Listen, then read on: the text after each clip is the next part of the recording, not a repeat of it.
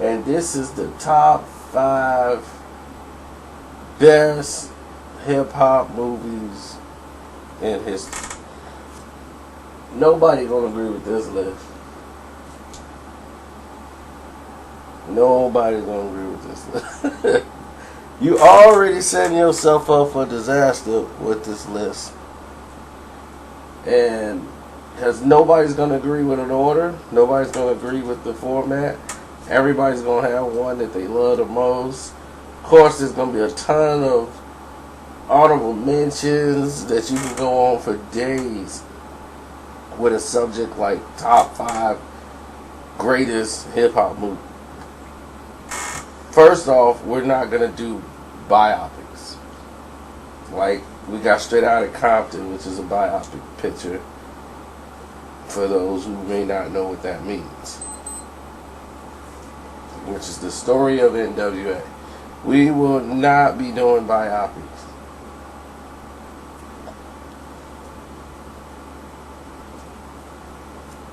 We're just going to do it based on a movie basis. Just as an overall film that is a fresh story.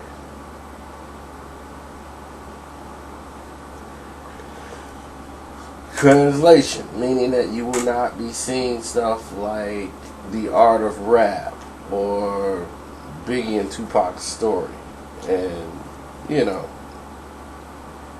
general, like Straight Outta Compton or even Notorious, which is a biopic film which will not be mentioned in this one. If we want to do top 5 biopic hip-hop movies, that would be something else differently entirely. Now, with that confusion gone, let's get to the movies. Number 5, we have I'll tackle that later. Number 5, we have Wild Style. Okay, Wild Style, it didn't quite make worldwide news and headway to like years after its release, but it was the first look into what hip hop was in New York and the East Coast, from graffiti to breakdancing to rap. Grandmaster Flash was in it, made an appearance, and this movie put hip hop on the map to show people all the different elements of it from different boroughs, and showed it like it's ours and it's cool. It's like our own little thing here that we got from this area, but it's cool. And never did they expect it to go as worldwide as it did. But the movie, if you were in hip hop and you love hip hop, this is your movie here, because it inspired a lot of people to want to be graffiti artists, want to be a breakdancer, want to be an MC. This was the movie that a lot of people had that was the launch pad for them to go in a different direction. Number 4, we have Breakin'. Breakin' introduced a lot of people, and me growing up, this was like one of our films here. And a lot of people don't know it. Jean-Claude Van Damme makes a cameo in this. He doesn't even talk, but you'll notice him on the beach in the movie. And we noticed it years later down the road. Like, that's Jean-Claude Van Damme. He's in the movie Breakin'.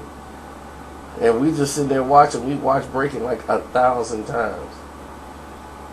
And to actually see it at this point was just actually funny that that was actually him in the movie. And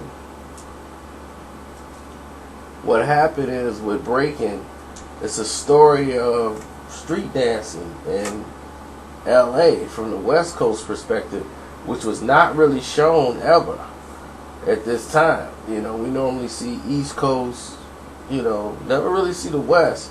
And these guys was doing it. I mean, like the Mexicans, the Hispanics, and the blacks, and Turbo, where you break dance, and you identify with them as characters. Whether, like in Wild Style, it was more groups, crews. This was more character based.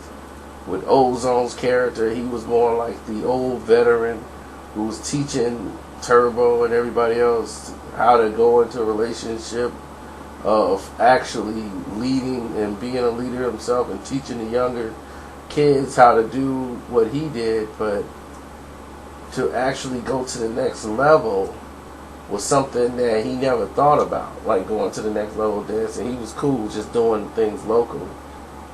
And once he meets this other dancer who's mostly ballet and, you know, more studio dancing, do they teach her break dancing and get her into the act of actual dancing? And then it becomes a question, is the form of dancing they doing considered actual art, actual dance, which is a microcosm of rap? People say, is rap really music? You know, so it was a great movie. Number 3, we have Beach Street. And the reason why Beach Street is on there at number 3 is because Beach Street had so much flavor. So much flavor in it that, come on, this is Beach Street. You know, you identify with not just the characters in the movie. They were all young. They all had style. They all was everything that we wanted a movie to be. You know, we was like, this is it. Beach Street. We wanted to go out there and battle and compete the way they were competing in the streets, and it was almost like a mainstream version of Wild Style, except for it was more on the cruise, it was going on with everything in the environment, lifestyle, and it was a more broader movie than Wild Style. You actually got into the characters' lives when they actually went home, and it was a better movie, you know, and in general. Number 2 is House Party. House Party is the reason why House Party is number 2 on the list and not number 1 is because of the number 1 movie. But it had a different element to hip hop that a lot of people missed, and it was more about style, fashion, and a different atmosphere of hip hop from a house party perspective, where the rappers and everybody wanted to be heard. It's just a actual rapper from a high school, not trying to get a record deal. He just wants the respect. He wants to be heard, and he ends up battling his best friend and partner, which was ingenious to have them just battle each other on a record. Play versus Kid, Kid versus Play. That was genius. And then they danced. Hip hop dances. You know, and this is it. You got your dancing. You have rapping. You have a great written comedy story. It had heart. House Party was basically almost number 1 on this list if it wasn't for the number 1 movie. Now, of course, there's a lot of honorable mentions. A lot of people are like, what about Belly? I get that all the time. Belly ain't number 1, but you can honorable mention that. You can argue for Crush Groove is not on here because Crush Groove is close to a biopic, even though the characters are a little different as far as events happening. But it is a biopic of what happened with Crush Groove Records, which was really Def Jam Records. They just called it Crush Groove Records, but it's the same thing. It's a biopic. Russell Simmons and how he built Crush Groove and how he built Def Jam, him and Rick and all the artists. It's a biopic picture all around. So that's why we left it the way it is. And Crush Groove didn't make the list, but you can put Breakin' 2 Electric Boogaloo on there. Some people can say House Party 2. Who remembers House Party 2? That could be on the list. You got, what was the Get Rich or Die Trying 8 Mile. A lot of people say, well, that could be a biopic. 8 Mile, that could be the biopic of Eminem's life. How he got his break, and he's from the trailer park, just like the character. It is, he was a battle rapper, yes, but 8 Mile was different. It's not Eminem's life story.